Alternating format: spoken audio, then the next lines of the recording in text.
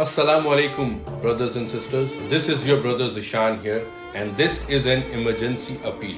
This Ramadan, while we are preparing for iftar, millions in Gaza are starving just for one meal. According to the United Nations, nearly entire population of Gaza has been displaced. Families are living without proper food, clean water, and medical support. Prophet Muhammad sallallahu alaihi wasallam says, "The most beloved people to Allah are those who are beneficial to others."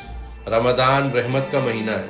आपका ज़कात और सदका किसी भूखे परिवार का इफ्तार बन सकता है. Since the war began, Anti-Hunger Squad Foundation is working on the ground in Gaza with the support of local volunteers in Gaza.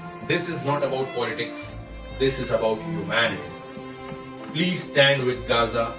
Donate, share, act now.